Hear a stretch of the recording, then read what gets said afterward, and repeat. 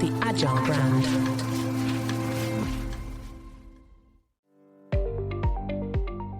Welcome to the B2B Agility Podcast, where we look at the factors that drive success in B2B marketing, with a focus on the people, processes, data, and platforms that make B2B brands stand out and thrive in a competitive marketplace.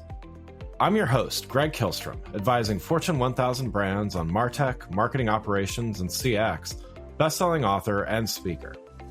Now let's get on to the show. Is the hype around AI in marketing finally starting to match reality, or are we still just scratching the surface of its true potential? Agility requires a willingness to experiment with new technologies like AI, but it also demands a deep understanding of your customer and the ability to adapt your strategies based on data and insights. It also requires strong leadership that can champion the changes needed to achieve success with AI. Cella recently released its 2025 intelligence report, finding that while AI adoption is gaining momentum, human ingenuity still leads the way. To help me discuss this topic, I'd like to welcome Nickole Brown, Senior Consultant at Cella. Nickole, welcome to the show. Hi, Greg. Thanks for having me. Yeah, looking forward to talking about this topic with you. Before we dive in, though, why don't you give a little background on yourself and your role at Cella? Sure. Thanks, Greg. I have been at Cella for 3.5 years as a senior consultant, and we work with marketing and creative in-house teams. Really looking to, I guess the simplest way to explain it is increase their operational maturity on some level. So we're really looking at strategy, people, process, data, and technology, as you probably would expect, and really looking to either solve a problem or in general, just make sure we're laying that foundation, that strong foundation. Prior to my time at Cella, I spent just shy of 8 years in global creative operations roles at Amazon. And then, back in the day, started as a photo producer, client-facing at commercial photography studios. So very excited to have this conversation. Yeah, absolutely. So let's start. We're going to talk about a few things today, but let's start by talking about the current state of AI in marketing. And the report that I mentioned at the top of the show, the Cella Intelligence Report, found that only 5% of creative professionals consider themselves highly proficient in using AI. What's holding back wider adoption and deeper expertise, and how can organizations overcome these hurdles? Yeah, that's a great question. I think, you kind of hit on this in your intro, right? This need for leadership to really champion what needs to be happening across their organizations. It's not one thing. Obviously, it's multiple things. But I think from our leaders defining what good is. So really, what is that AI or innovation strategy for our organization? And then what are those expectations from a skill matrix, right? So if you're in a specific role, what does good look like in that role when it comes to defining innovation or strategy? I think that's really critical. I think that defining the how. So there is a bit of a crisis, if you will, in marketing of the bandwidth and the burnout on the teams, right? So I think we saw in our intelligence report that 48% of teams are looking to upskill their current talent. In 2024, it was quite the opposite. They were looking to hire in that talent. But we know that these roles that are trained already in AI, one, they become very competitive. They are very time consuming to find, if you even are competitive enough to attract them. How are we going to do that when our teams are already stretched so thin? And we already have change fatigue, right? And all of these type of things, the very things that will save us, we're kind of not able to tap into. Very concerning, right? So I think how will we go about giving these teams the bandwidth to get that AI education or skilling? And then, of course, just general skepticism around quality, right? Which I think will come and go, but they're real concerns. Yeah. So the report also highlights a gap between AI's use for ideation and research. Why do you think there's more trust in AI for brainstorming than for gathering insights? And how can companies, kind of close that gap but build confidence in AI's research capabilities? Yeah, I think that's such a good question. I want to talk a little bit about what I think that creative teams are doing really well. That might be why they're able to embrace the use of AI for this ideation. One, I think it is very clear that a space is being set to test. I don't want to use the word play because it's work, right? It's business, but where they're able to test the tools and get comfortable with them. I think creatives are embracing this and making this happen. I also think they're really good at defining when the human comes in, when the AI comes in, and when the human comes back in, right? So maybe the human is creating the brief, the AI is, rapid idea generation, and then the human is coming back in for that curation and improvement, right? So I think they're doing a really good job of that. I think why that's not translating maybe to research and places where we would really love to be using these tools and what they were really born to do, right? Is that word trust also comes with accountability. Will AI ever be accountable? No, it will not, right? We will be accountable. So in order for us, when we talk about research, we have to have a lot of trust. And how do we get that trust? By subject matter experts validating what they're seeing. So many people are looking for AI to improve productivity in the marketing space, but is it really going to once somebody has to validate? It's still an incredibly powerful tool in that space, but it can't be left to its own devices. And it's not in the creative space either, right? But I think just, first off, we're not going to have trust if we don't have the right tools to allow us to do this research, right? So one, do we have the right tools and training? Do we have a subject matter expert to validate?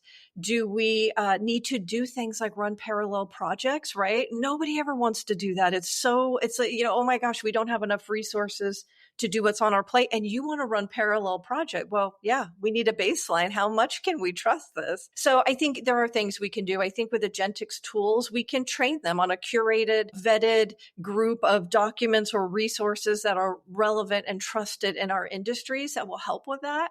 But yeah, I mean, without that accountability piece, what do we have?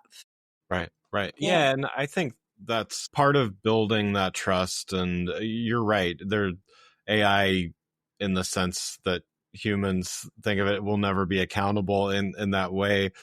Building the trust, I think there's something to say. A lot of people are touting AI as a co-pilot, for Uh-huh. instance, and this. I think there's a train of thought here where again, it's more of a partnership or an augmentation or something like that. In terms of AI being a co-pilot, what specific roles do you see humans playing that AI can't replicate in the creative process, and how do you view this evolving partnership?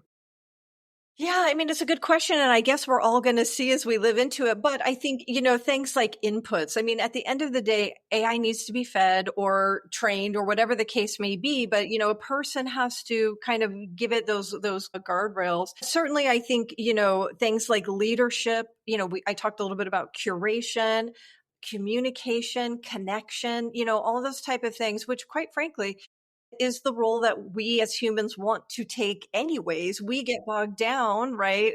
So I think, we're all just so excited for AI to really take those non-value add. Again, non-value add doesn't mean they don't need to be done. It means my specific role doesn't need to do that. There's no value in my skill set doing that. So I think, allowing that space for that connection, the communication, the leadership, the strategy. I mean, certainly AI is going to become quite the partner as anybody who's going to be in a strategic role, right? Like it's going to become an invaluable partner, but there are still those strategic pieces. Like I'm sure this happens, Greg, with you all the time. I put something into Chat GPT or Gemini and it tells me how wonderful my response is. And then Right. I go think about it and I add three things to it. And it's like, oh no, now it's wonderful. And I'm like, well, where were those three things before when it was wonderful? So we know we still have to, right? You give it a lot of the juice, if you will, to get that squeeze. But, things like cultural sensitivity and again, accountability. I mean, it really is going to always come back to that. If it won't be accountable, then we will.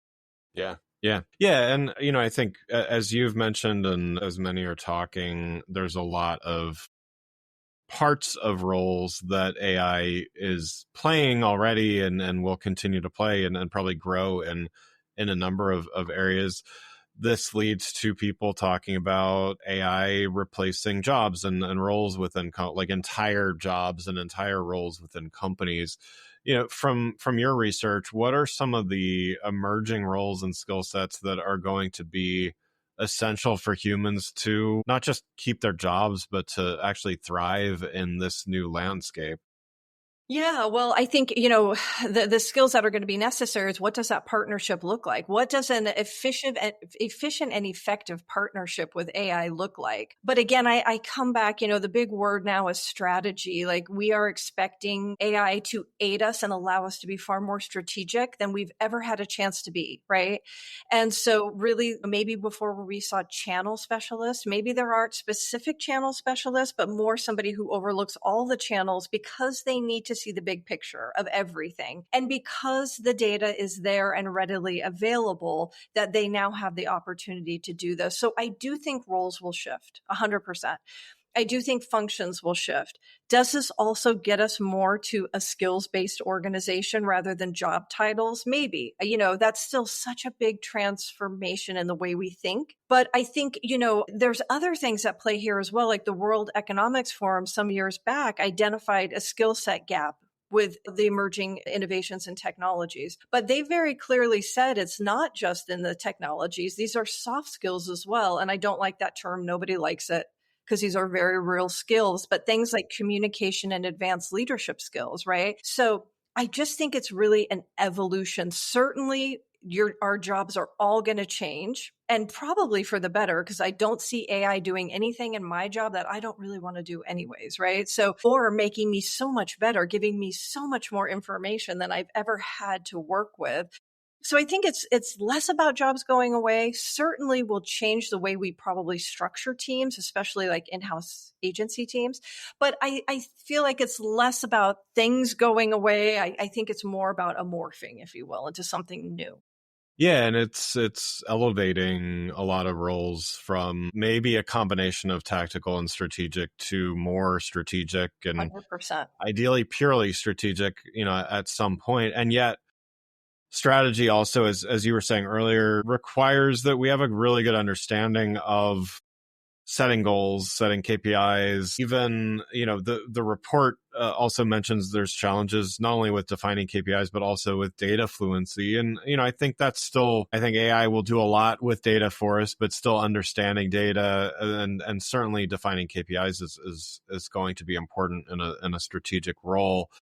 For those companies investing in AI and MarTech, all of these things, why are these still problematic? We've been talking about data driven decision making and all this for years, of course. What why do these problems still exist, and what practical steps can marketing leaders take to improve data literacy?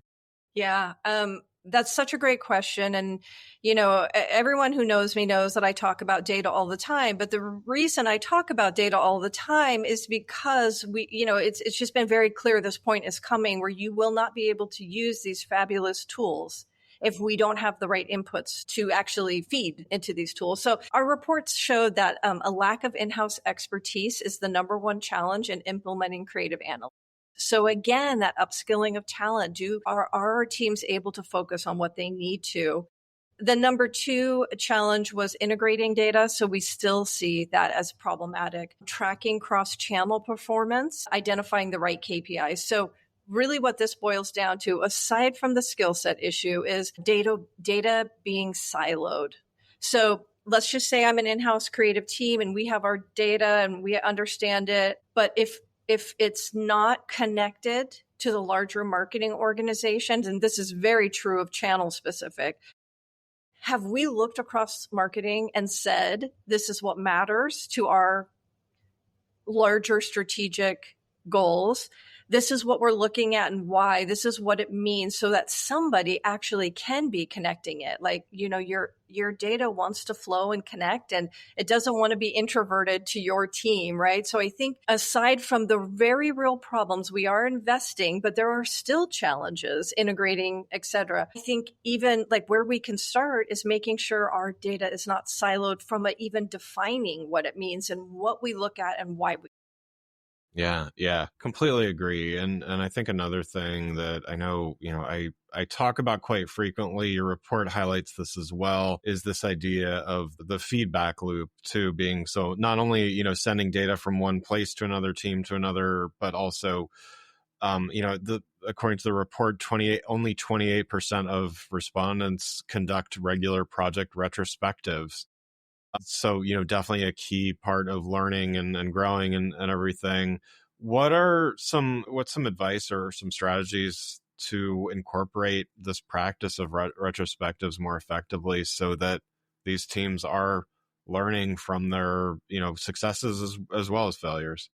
Yeah, I'm always surprised, even though it's been the same for a number of years about retrospectives. I'm always surprised because we've done so much work and now we drop the ball when it mattered, right?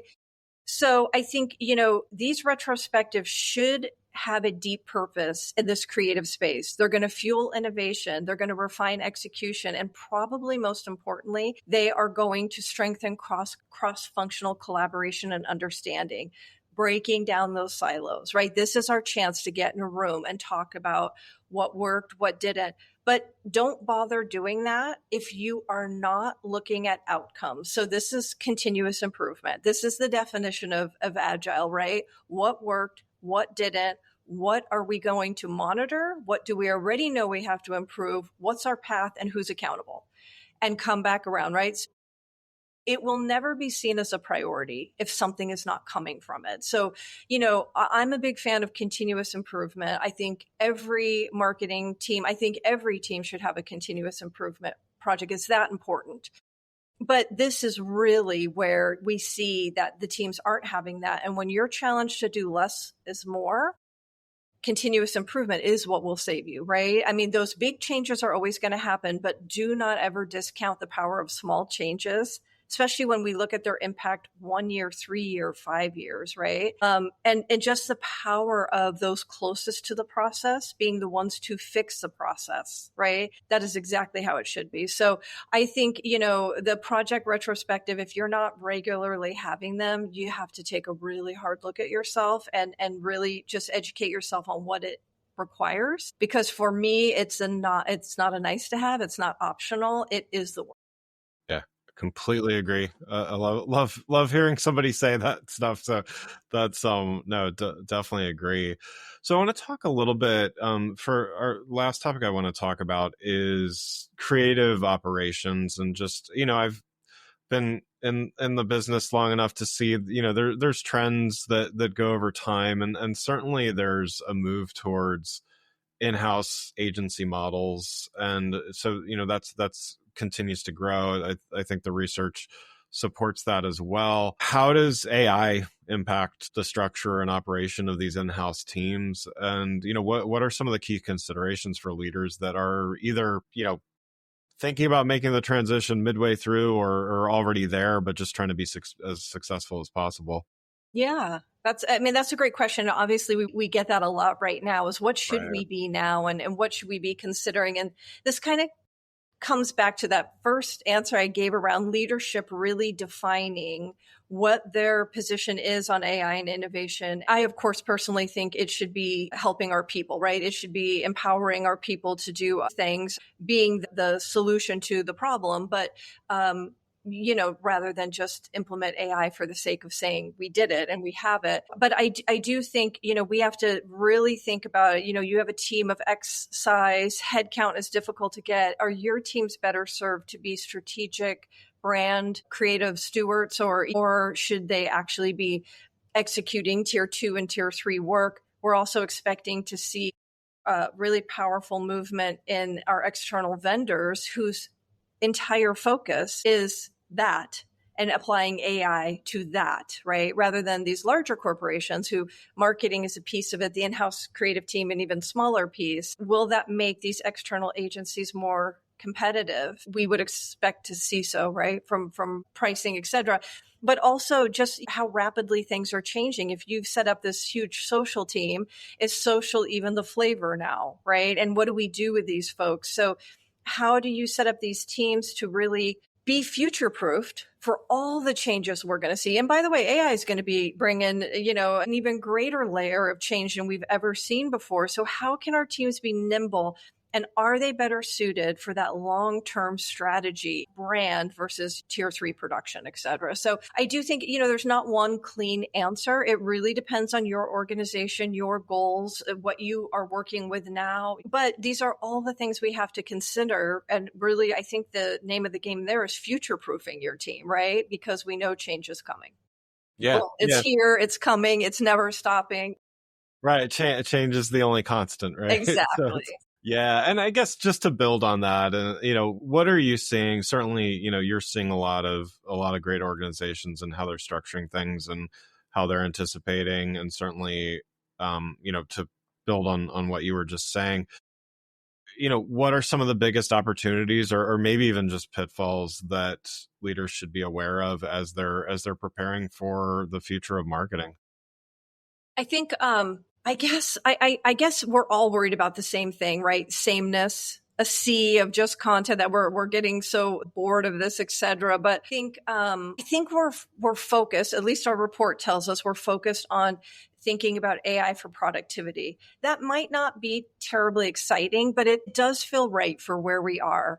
Because if we can remove some of that non-value add work, then we can let our teams focus on more creative, strategic innovation, right? So that's where we want them. So I do think, even though it might not be the most exciting use of AI, I do think it's the right move for most people to be thinking about that right now. My biggest concern for everyone, and quite frankly, what we see a lot of is, do these teams have the operational rigor in place to set up these tools, to implement them, to change? Do they have the data?